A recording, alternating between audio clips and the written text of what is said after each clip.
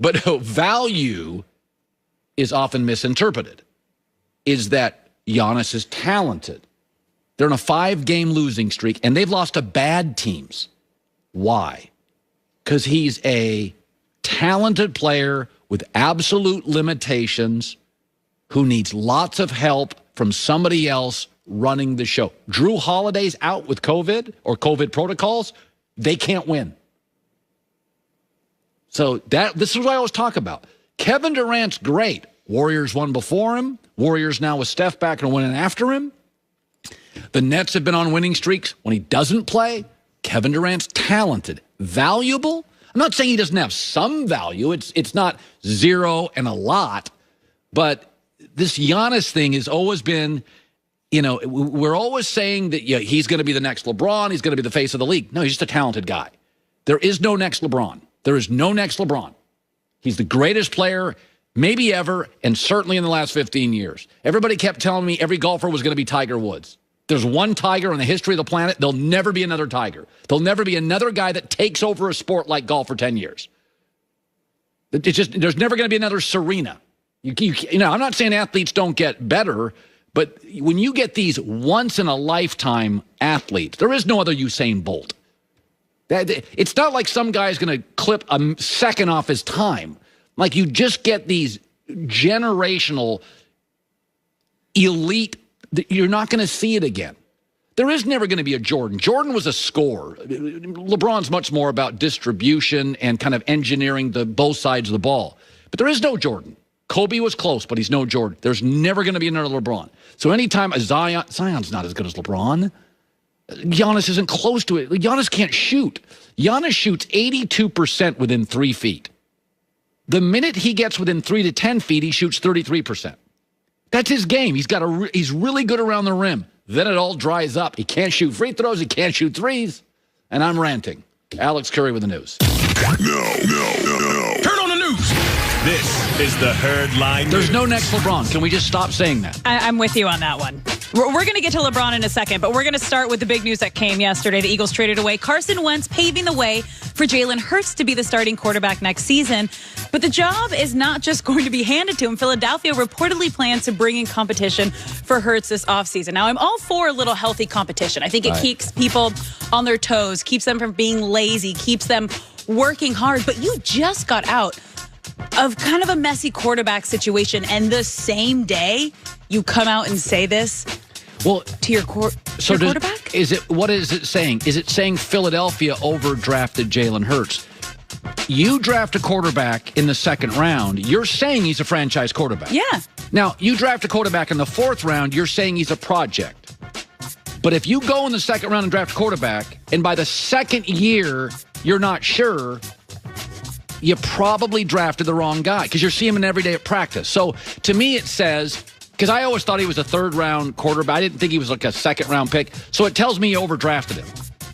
So you made the mistake of drafting him when you had Carson Wentz and puncturing his confidence, and now you overdrafted him and you don't really trust Jalen Hurts. So, I mean, you go find the last 10 years, quarterbacks drafted first, second round. I mean, they had to pry Garoppolo away from Belichick. That was the highest he'd ever drafted a quarterback.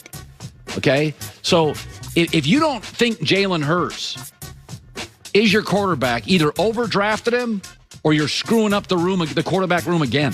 I said it yesterday. You want to feel wanted. Everyone wants to feel wanted, especially the most important position on your team, a quarterback. And if they don't feel wanted, it messes with their confidence. He's a young guy. So it's going to be an interesting situation to see how that all plays out. But moving on to Anthony Davis, he will miss more time than the Lakers originally expected. Frank Vogel confirmed AD will be out 4 weeks after team doctors reevaluated his injuries last night. The team had hoped he would be able to return right after the All-Star break, but that timeline is now extended as the team looks to take a conservative approach in bringing him back. And I think this is smart. More often than not, we see athletes come back too soon and they re-injure themselves. Yes, it's hard not having your number 2 out there, but you still have LeBron playing, and it allows other guys on the team to step up and maybe step into new roles and get more minutes.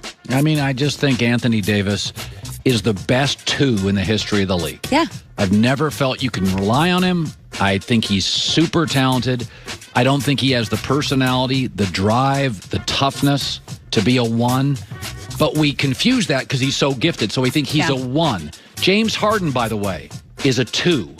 He doesn't have the commitment. You can't rely on him. He's not going to play on the defensive end. Kyrie is a 2 or a 3.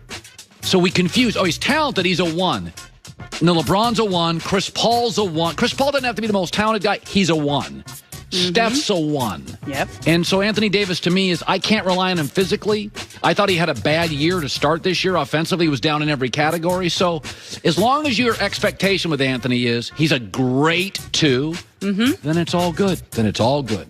Well, let's talk about that number 1 because LeBron James reached another career milestone last night with a free throw at the end of the first half. He became just the 3rd player in NBA history to score 35,000 points in his career. The only other players to hit that mark are Kareem Abdul-Jabbar and Karl Malone, who are still ahead of him on the league's all-time scoring list. Now, I think this just adds to the legend that is LeBron James. And I feel lucky that we get to kind of sit back and have a front row seat to this. As you mentioned, this is a once-in-a-generation player. Well, he's also really not known primarily as a scorer. Like if you... LeBron's going to end up either the 1st or 2nd leading scorer in league history, and he's really known as more Magic Johnson. He's much more of a facilitator than he is a pure scorer. There was a stat years ago.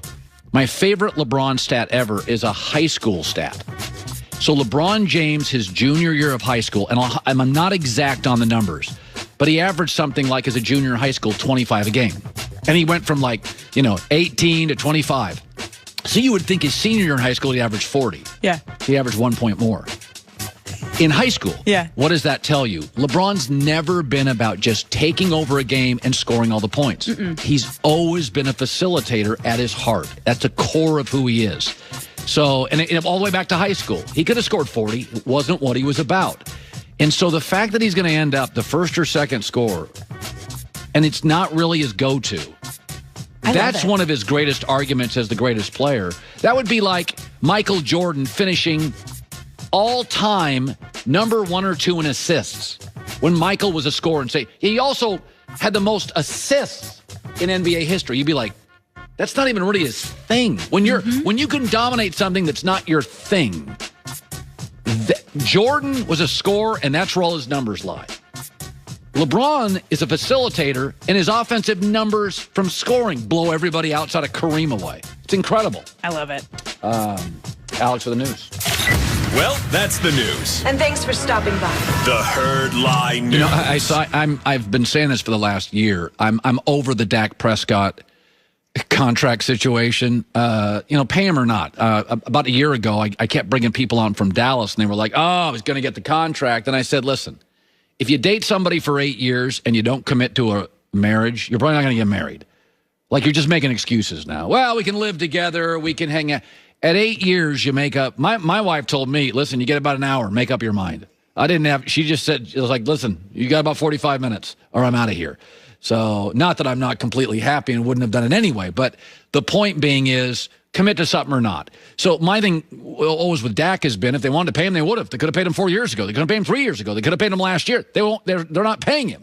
And the latest story is they're a long way off. But Dallas has a little bit of a dilemma because I was thinking about this morning with Carson Wentz going to the Colts.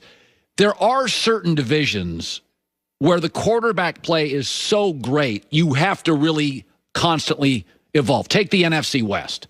I mean, good God. You got Kyler Murray, Matt Stafford, Garoppolo, and Russell Wilson. I mean, Kyler is, numbers-wise, the least impressive, but he's going into year 3, and he's no question a franchise quarterback. That's probably your best quarterback division. Give me another division. How about AFC West? Mahomes and Herbert are elite talents. Derek Carr's damn good. So 3 of the 4, you're like, that's why Denver is already rumored to be looking to move up. They have to. You can't have the 4th best quarterback in a division. So, nothing against Drew Lock, but Denver's like, look at our division. You've got the AFC South now. So Deshaun's still Houston. Carson Wentz now with the Colts. Trevor Lawrence is going to go to Jacksonville, and Tannehill. You got to keep up. If Tannehill's the worst quarterback in a division, that's a pretty good division. AFC North. Lamar Jackson's won 80% of his games. Burrow's clearly got it. Say what you want. Baker got to a playoff. Big Ben's the worst right now in that division, but he'll be okay early in the seasons. He old and deteriorates late. Then you go to the NFC East. It's a clown